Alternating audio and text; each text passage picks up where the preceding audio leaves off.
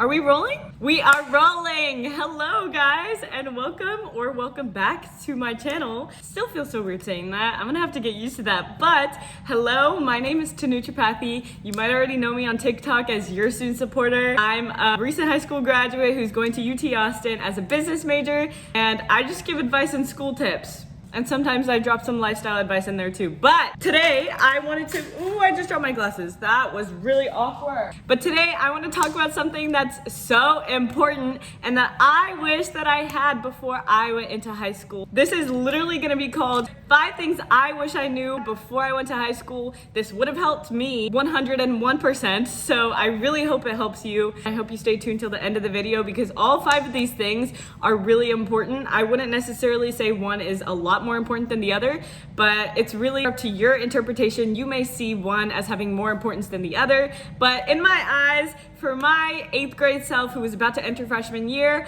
all 5 of these things would have been very necessary and very good to have. So without further ado, let's get into the video. First, we have one that I think is so important, but a lot of people do have trouble with this one, and I'm gonna get to that a little bit later. But the first thing is to talk to your teachers and establish relationships with your teachers, because I think that that is the #1 thing that can push you from that B+ to an A-. It's the #1 thing that can get you that extra credit. It's the #1 thing that can get you a letter of rec. Also, teachers are really great friends. Like, teachers have a lot of experience in so many different things, not just the subject that they're teaching. So just establishing good relationships with your teachers will go a long way. Every time I say this in one of my TikToks, I get comments being like, I'm super shy, like I'm introverted. Totally valid, like, especially because they're adults. Like, I know it's hard to talk to them sometimes, but once you just hit it off with that initial comment, because at the beginning of the year, a lot of teachers do like introductions where they say, I don't know, like how many pets they have, like what their family is like, what their favorite color is. They can talk to you about anything, and just latching on to one of the things that they say and then like carrying that on whenever you actually do want to start talking to them, that's gonna go a long way. Like, for example, my physics teacher in 11th grade, he was so wholesome, Mr. Swear. He was really sweet. But I feel like a lot of people were kind of intimidated of him at first just because it seemed a little bit hard to click with him. But there was this one time that he mentioned that he owned chickens or like hens or something like that. I remember that I brought that up to him later and I was like, oh, like how many do you have? And then one time he talked about playing the trombone and then I talked about that. Really, once you find something that you can kind of relate to with the teacher, and this goes for making friends as well, like you find something that you both can relate to. You can also stay before or after class if you're uncomfortable talking in front of the class. But then if you are fine with talking in front of the class, then I also really recommend asking questions in class. Especially if you have like a math or science teacher that you want to bond with, then I would definitely, if you're going over the homework or something in class, I would just raise your hand and just be like, oh, can you go over this specific step again in this homework problem? Like, I missed it. There's just a bunch of different ways that you can approach initially establishing that relationship with your teacher, but the key is really just like making sure that you're trying to make it last. Make your relationships with your teachers last, and I promise you it will go a long way. All right, number 2, something that I really wish I could have told myself before starting high school is procrastination is a habit. It's not a 1 or 2 time thing. It becomes a habit because it all starts off like this, right? Like you have this homework assignment that you don't want to do. You're like, okay, like I'll just do it tomorrow and then I can turn it in, like no penalties. I'll be fine. I would just have to like really grind it out. And somehow you manage to do exactly that. So like once you start procrastinating, it's super hard to stop just because it becomes a habit. You should break the habit just as you break any other habits, because that's exactly what procrastination is. So just know that before you're going into high school. If you're already in high school and you need to stop it, check out my TikToks. But for now, I'm just gonna say it is a habit. It's not a 1 or 2 time thing. I went off on a little tangent about procrastination. Anyways, okay, number 3, your friends are gonna be like best made simply. And what I mean by that, it's like you don't have to go to like great lengths to make friends. Friends can be easily made from the person that you're sitting next to during assigned seating, like the first week of school. Just have that initial like, hey, like, what do you think of this teacher so far? Or something that you can relate to again with this friend. And bonus tip, I would say actually to have some extra pencils and extra gum on hand. Those 2 things do go a long way. You will be so surprised as to how many people ask you for those 2 things. So just having it and then just starting a conversation like that, someone asks you for gum, you'll be like, oh, like, do you like this flavor? You guys could start a conversation about gum flavors, and then it'll just progress from there. And then also, second bonus tip, if you're sitting together in a class and that's how you make your friend, but like after just a couple of times hanging out in school, then I would say make that extra step forward and ask for their Snap or Instagram so that you guys can coordinate stuff off of campus too. And that's how you're gonna make a lot of your friends, is just through school settings and then transferring that over to outside of school settings. Also, joining clubs and joining like a lot of them your freshman and sophomore year will help you in making friends. That's not to say that you have to stay in those clubs all 4 years, like absolutely not. Just stay in the clubs that you want to stay in, that you actually enjoy and have a passion for. But if you want to make like more initial friends, if you're not having that type of success in class, then I would say definitely just join a lot of clubs and then narrow it down later on. But make those friends through those clubs too, if that makes sense.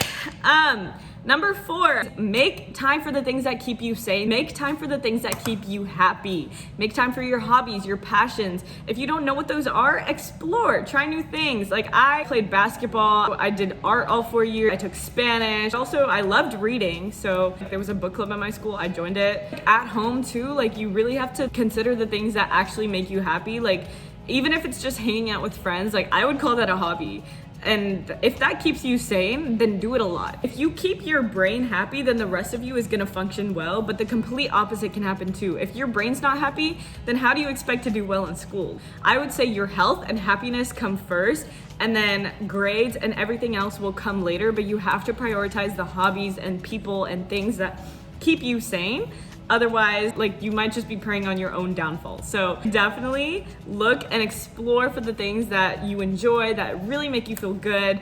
And yeah, just continue those and keep yourself sane. That's a really big one, especially for junior year and senior year too. But especially junior year, make time for your hobbies. I know it's hard, but make time for them. Next one, last one. I know I said at the beginning of this video that there is no one that is like most important to me, but I would definitely say that this one is definitely the one that a lot of you guys do need to hear. And that is, one bad grade will not make or break you. Like if you get 1B, that's not gonna stop you from getting into an Ivy League if that's what you wanna do. Like it's literally okay. One bad grade will not make or break you. College apps are holistic. College admissions, like they look at everything in your application. They do not just look at your grades. Your grades and GPA are just one part of everything that you hold and everything that you represent and everything that you are. Like your GPA, I promise you, it matters. And I'm not gonna undervalue its importance, but I will say that a lot of you guys, I do see on my TikTok and like Instagram, a lot of you guys do stress out about grades, and I get it. I was exactly that way too. I was actually so close to getting like a grade that I didn't want in AP Physics 1. I was 2 points away from getting the grade that I did want, and like stressed myself out so much over that grade, but it literally would not have mattered. Like I look back at it and it's like, what would have happened? If your school does class ranking, that also makes things a little bit more stressful. And if you live in Texas and you're going for auto admit at UT or A&M, that's also kind of stressful. But if you slip up 1 or 2 times in 1 or 2 classes, it's not just gonna be you. A lot of people do have those slip ups, especially junior and senior year when people are taking more challenging classes. My dog is barking. Let me let him out. Toby, be in my video. Sorry about that. My dog just wanted to be let out and he wanted to cry for it, but I love him, so it's fine. Anyways, so one bad grade will not make or break you. 1B does not define you. Will not get into your dream school just because of that one grade. And there are so many different avenues that you can improve on. If you get 1 or 2 bad grades on your transcript, it's completely fine.